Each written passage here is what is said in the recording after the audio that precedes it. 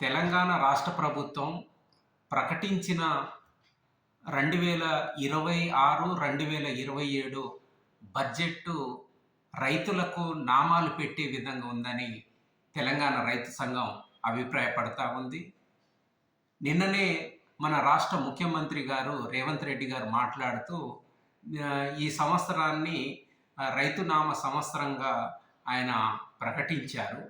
కానీ ఇది రైతునామ సంవత్సరం కాదు, రైతులకు నామాలు పెట్టే సంవత్సరంగా ఉందనేది నేను చెప్పదలిచాను.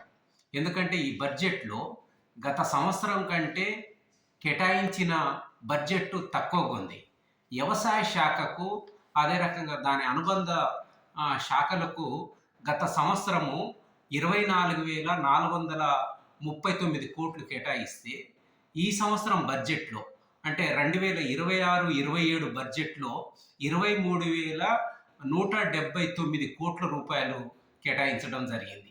అంటే గత సంవత్సరం కంటే తగ్గించారు.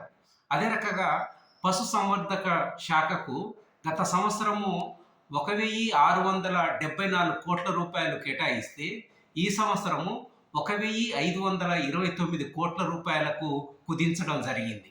అదే రకంగా సాగునీటి రంగానికి 23,373 కోట్లు గత సంవత్సరం కేటాయిస్తే, ఈ సంవత్సరం 22,615 కోట్ల రూపాయలకు కుదించడం జరిగింది. ఇది ఏ రకంగా రైతునామ సంవత్సరం అవుతుందనేది ముఖ్యమంత్రి గారే సెలవివ్వాల్సిన అవసరం ఉంది.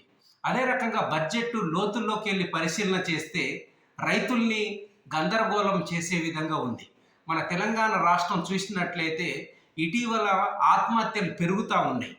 అట్లాంటి నేపథ్యంలో బడ్జెట్లో కేటాయింపులు పెంచాల్సింది పోయి ఈ 2026-27 బడ్జెట్లో తగ్గించిన పరిస్థితి ఉంది. పంటల బీమాకు గత సంవత్సరము బడ్జెట్ కేటాయింపులు 984 కోట్ల రూపాయలు కేటాయిస్తే, అది సవరించిన బడ్జెట్లో 735 కోట్ల రూపాయలకు కుదించడం జరిగింది. ఇప్పుడేమో గత బడ్జెట్ కంటే పెంచినట్లు 981 కోట్ల రూపాయలు పెంచినట్లు బడ్జెట్లో చూపారు.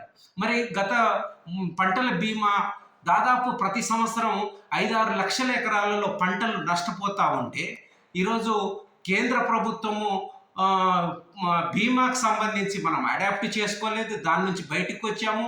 ఇప్పుడు మన రాష్ట్ర ప్రభుత్వం కూడా పంటల బీమాను అమలు చేస్తాననేది అన్నది. కానీ ఇప్పుడు వరకు దానికి సంబంధించి విధి విధానాలు అనేటివి రూపొందించలేదు.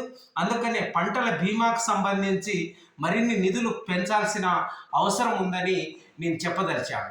అదే రకంగా రైతు బీమాకు సంబంధించి ఈరోజు రైతు ఆత్మహత్యల్ని అరికట్టడం కోసము దానికోసము 1,167 కోట్ల రూపాయలు గత బడ్జెట్లో కేటాయిస్తే దాన్ని అంతే ఖర్చు చేశారు. కానీ ఈ బడ్జెట్లో రైతు బీమాకు 1 రూపాయి కూడా కేటాయించలేదు.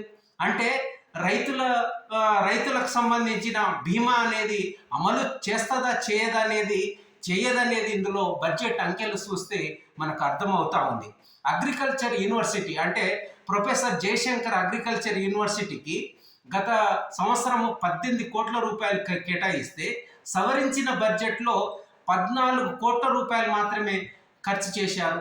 అంటే ఈ బడ్జెట్లో మళ్ళీ 15 కోట్ల రూపాయలు కేటాయించారు. అంటే గత సంవత్సరం కేటాయించిన దానికంటే తగ్గించిన పరిస్థితి ఈ బడ్జెట్లో చూస్తే మనకు అర్థమవుతా ఉంది.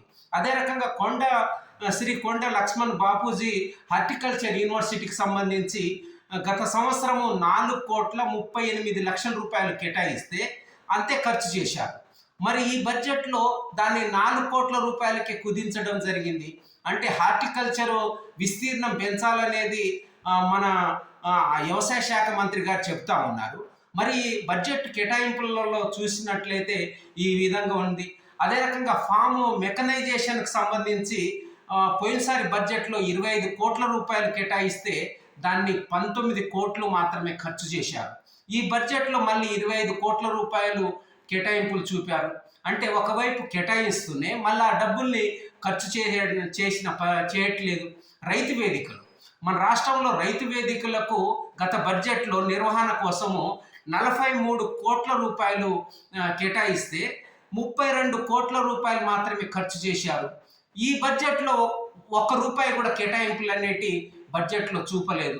మరి రైతు వేదికల నిర్వహణ ఎట్లా జరుగుతుంది, రైతులని చైతన్యవంతం ఏ రకంగా చేస్తారు, కొత్త కొత్త వంగడాల్ని ఏ రకంగా తీసుకొస్తారు, అందుకనే రైతుల్ని భ్రమలకు చేసే విధంగా ఉంది.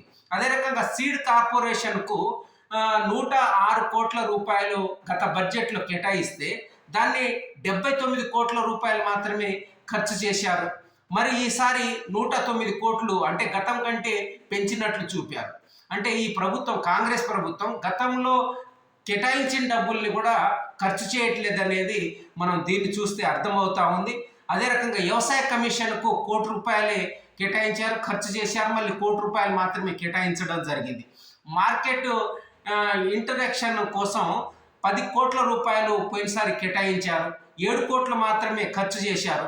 ఈసారి బడ్జెట్లో విచిత్రం ఏంటంటే 1 కోటి రూపాయలు మాత్రమే కేటాయించడం జరిగింది. అంటే ఎవరి చెవులో పెట్టుకోవడానికి కేటాయించారు? ఈరోజు రైతులకు కనీస మద్దతు ధర రాక ఆత్మహత్యలు జరుగుతూ ఉంటే మార్కెట్ల జోక్యం ఉండాలని, మార్కెట్లలో రైతులకు కనీస మద్దతు ధర అమలు చేయడం కోసం కీలకమైన ఈ పథకాన్ని ఈరోజు డబ్బులు కేటాయించకుండా ఇట్లా ఉన్న పరిస్థితి ఉంది. అదే రకంగా మనకు హార్టికల్చర్కి సంబంధించి మంత్రులు మాట్లాడుతున్నారు, వ్యవసాయ శాఖ మంత్రి గారు కూడా మాట్లాడుతూ ఉన్నారు.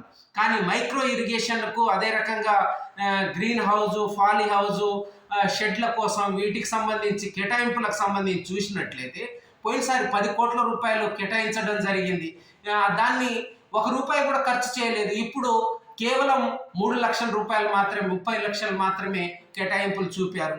అంటే మొత్తంగా చూసినప్పుడు కాంగ్రెస్ గవర్నమెంట్ వ్యవసాయ రంగం మీద రైతులందరికీ నామాలు పెట్టే విధంగా ఉంది. అందుకనే ఇది రైతు నామ సంవత్సరం కాదు, రైతుల్ని నామాలు పెట్టే సంవత్సరం. అందుకనే నేను తెలంగాణ రైతు సంఘంగా రాష్ట్ర ప్రభుత్వాన్ని కోరేది ఏంటంటే ఈ బడ్జెట్ను సవరించి మొత్తం వ్యవసాయ రంగానికి 25,000 కోట్ల రూపాయలు కేటాయించాలని డిమాండ్ చేస్తున్నాను. లేకపోతే రైతాంగాన్ని కూడగట్టి ఆందోళన పోరాటాలని మరింత తీవ్రతరం చేయాల్సి వస్తుందని రాష్ట్ర ప్రభుత్వాన్ని హెచ్చరించడం జరుగుతూ ఉంది.